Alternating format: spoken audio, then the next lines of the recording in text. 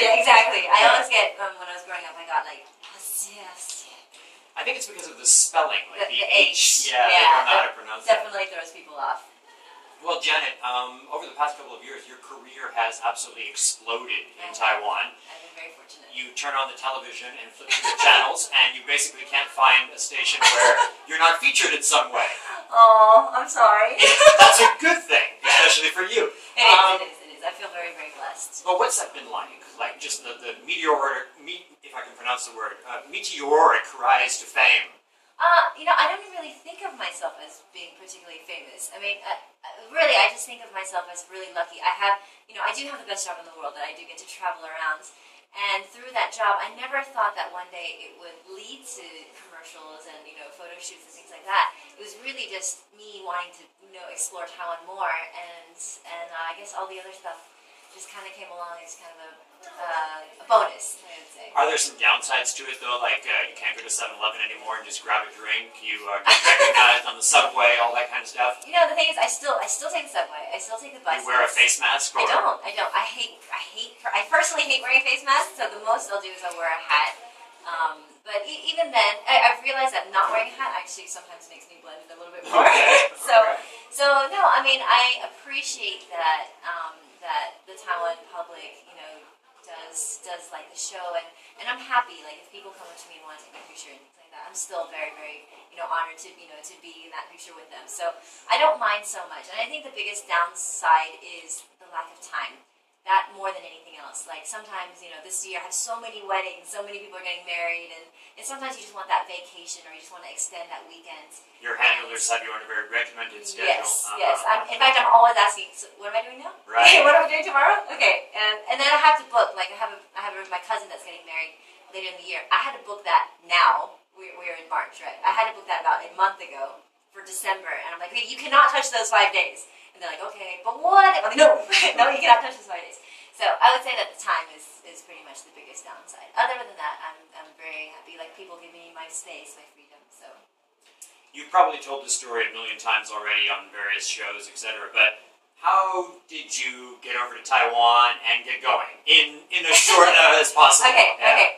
I came here in 2001.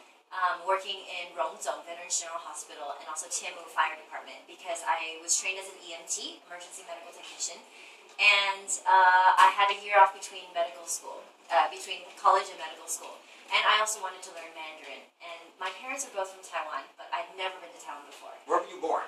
Born in Houston, Texas. Okay. Yeah. So I knew Texas really well, and my second language was Taiwanese, so I could speak Taiwanese. My third language is actually Spanish.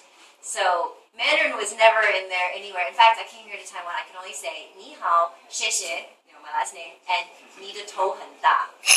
Okay. Your head is very big. Your head is very big. And the reason being, my friends knew I was coming to Taiwan. They said, okay, we need to teach you a few phrases. When you meet people, you need to say, it's nice to meet you. And I was like, okay, sure, tell me, how do you say it's nice to meet you? And they're like, ni de tou hen da. I see. Yeah, so I got tricked. Right. This is a common one. We do this to our white wolf Hangyo. I do. And so when they come here now, I teach them all sorts of things that they shouldn't be learning. Yeah, exactly. You're also quite an accomplished violinist. I would say that when I was younger, I did want to be a violinist. You were trained as a musician. What Taiwanese kid isn't? Good point. Yeah, no, I did grow up playing violin, but it was mostly for fun. I loved performing, and so because of the performance, I would practice. So there was the violin, and there was an EMT. You were thinking of becoming a doctor eventually, or just and then you came to Taiwan, and it snowballed into a modeling career.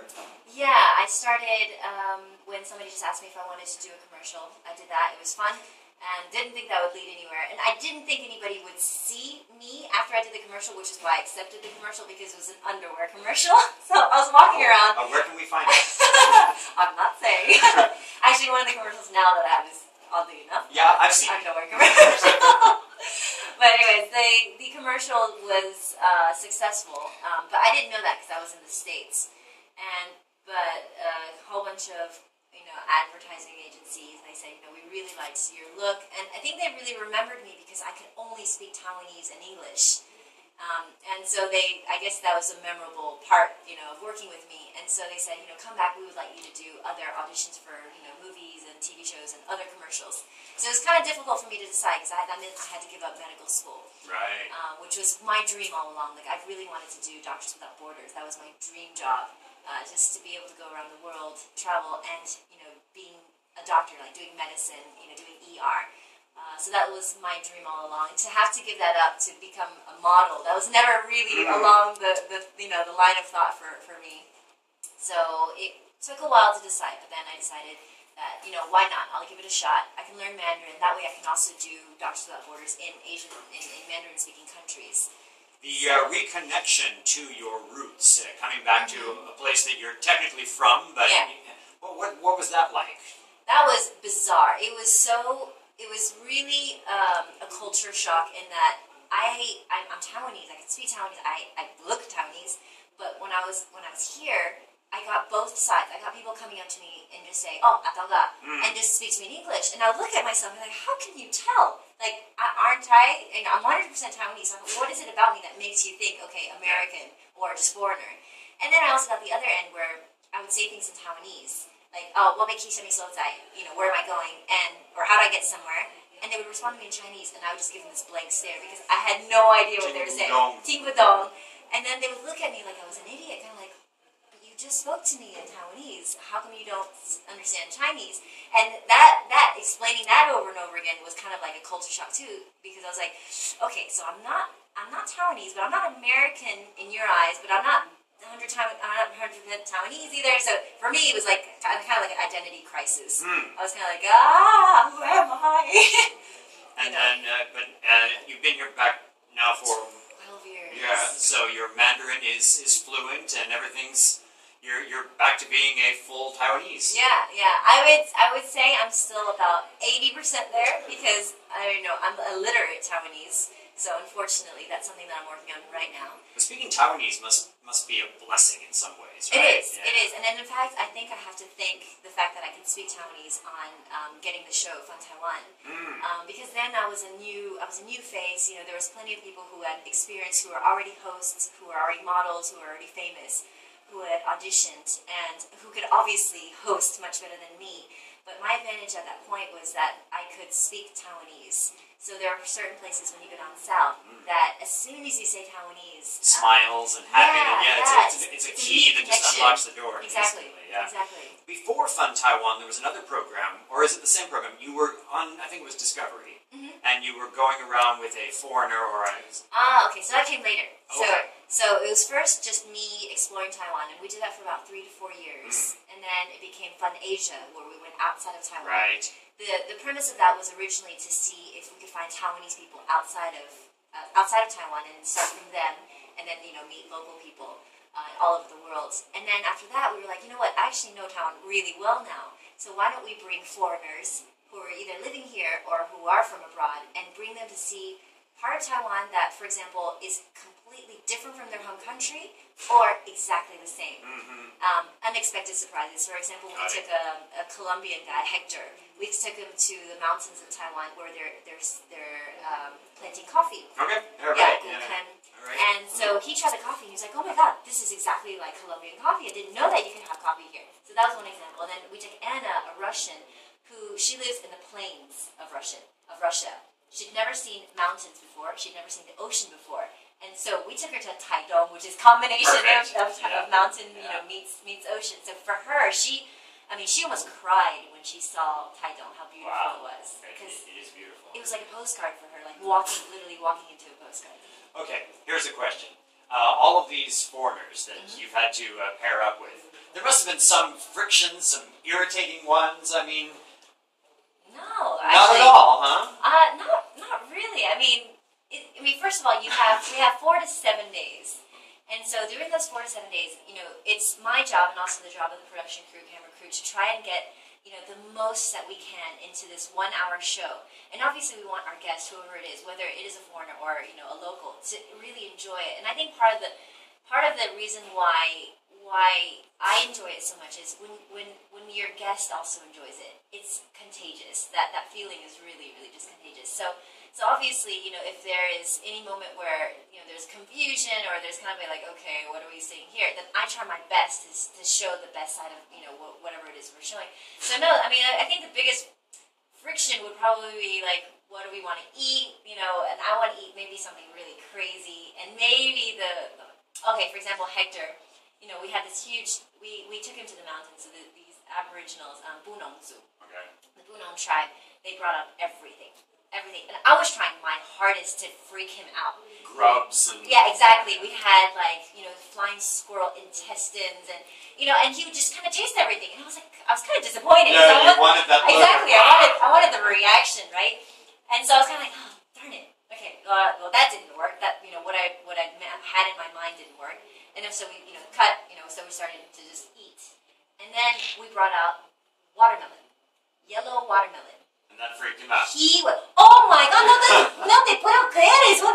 He went on and on about how he had never seen yellow watermelon This before. should not exist. Yes, and so here I am, scratching my head. And I'm like, okay, so I just gave you flying squirrel intestines soaked in vinegar, rice wine. Right. No reaction.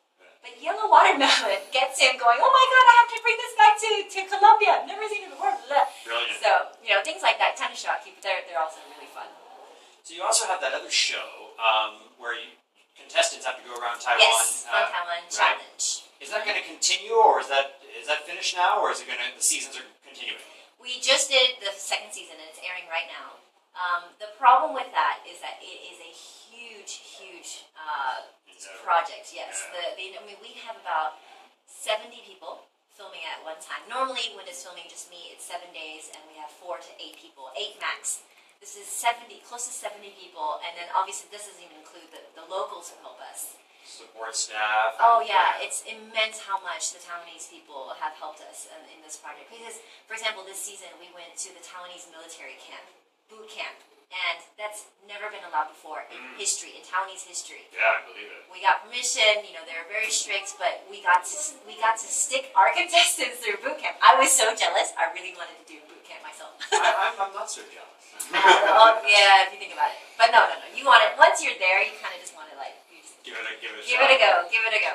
But it's a huge endeavor, and the budget obviously is crazy, and we would love to continue to do it. It's just we don't know if we have the means to be able to come up with all these crazy things. I swear, after doing this, our production crew, half of them have grown gray hairs, and the other ones have just taken a month off to a break, because it is such a huge project for them to take on.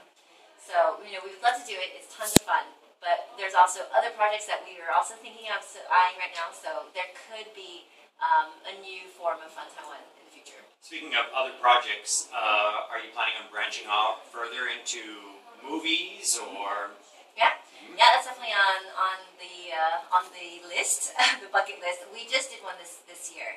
It was a TV movie. It was a movie for the Chinese New Year, 穿越101.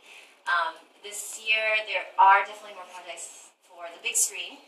It's just more a matter of time, because I have Fun Taiwan and Fun Asia, Fun Taiwan Challenge, and then I also started hosting a new show with Waka, a very famous Taiwanese host.